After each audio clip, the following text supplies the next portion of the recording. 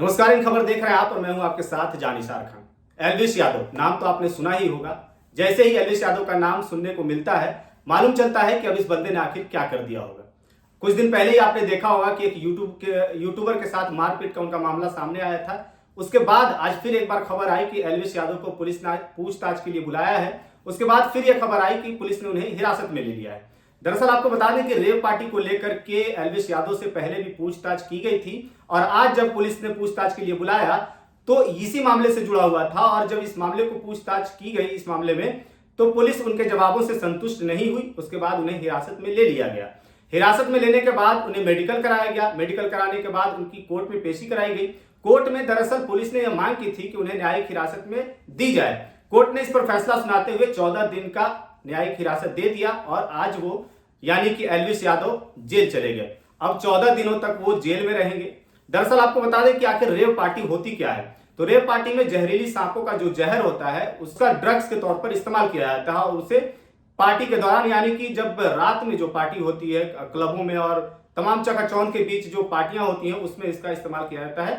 एल्विश यादव पर आरोप था कि वो इसकी तस्करी करते हैं, पार्टियों में जहरीली सांपों का जहर का वो व्यापार करते हैं, पहुंचाते हैं। और उसके बाद इसी मामले को लेकर के कई महीने से यानी कि पिछले साल से ये मामला चल रहा था और आज जब न्यायिक हिरासत में भेजा गया है, 14 दिनों की न्यायिक हिरासत दे दी गई है, तो अब कई तरह के मन में सवाल उठ रहे हैं कि आखिर हर बार चर्चे में ये नाम आ जाता है एल्विश यादव क्या कर देते हैं। कभी कभी कुछ खबरें आती हैं कि इन मामलों में गिरफ्तारी होने वाली है, तो कभी खबर आती है कि एक और धाराएं लगा दी गई हैं। तो आज इस वीडियो में हम बात करेंगे कि आखिर एल्विश यादव पर कौन कौन सी धाराएं अब तक लग चुकी हैं और कौन कौन सी धाराओं में कितनी सजा हो सकती है अब तक। दरअसल आपको बता दें कि एल्विश यादव पर पुलिस ने पहले ही उनके खिलाफ जो कई धाराओं में मुकदमा दर्ज किया गया है उसमें बता दें आपको कि 284, 289, 120 बी भारतीय दंड संहिता 9, 39, 48, 49, 50, 51 के तहत मुकदमा दर्ज किया था। लेकिन बाद में उनकी धाराओं में वाइल्ड लाइफ प्रोटेक्शन एक्ट 1972 को भी जोड़ दिया गया है। अब अगर वाइल्ड लाइफ प्रोटेक्शन एक्ट की बात करें, जो 1972 का ये एक्ट है, उसमें कितनी साल की सजा होगी तो आपको बता दें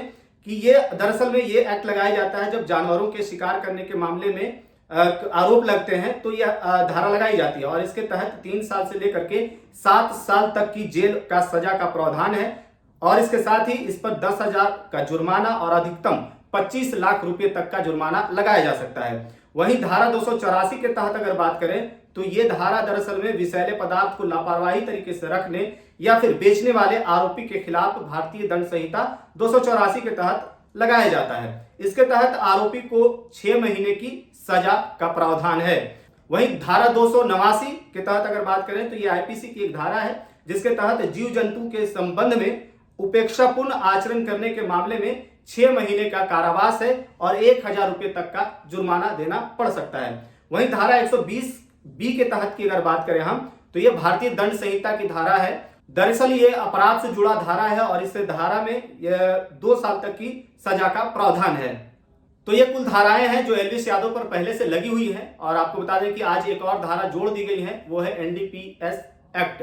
दरअसल ये एक्ट है अगर नशीली पदार्थ का आप सेवन करते हैं तो इस पर आप पर यह लग सकता है, ये धारा लगाई जाती है। तो वो धारा भी आज लगा दी गई है और आज एल्विश यादव को 14 दिनों के लिए जेल में भेज दिया गया है। वहीं आज डीसीपी जो है विद्यासागर मिश्र, उन्होंने कहा है कि इस मामले में अगर और किसी लोगों के नाम सामने आते हैं तो उनसे भी पूछताछ की जाएगी। फिलहाल देखते हैं कि इस मामले में और क्या कुछ खुलासा होता है और किनके नाम बाहर आते हैं और एल्विश यादव को 14 दिनों के बाद क्या कुछ इसमें कार्रवाई और आगे की जाती है। फिलहाल इस खबर में इतना ही। बाकी तमाम खबरों के लिए आप बने रहिए इन खबर के साथ।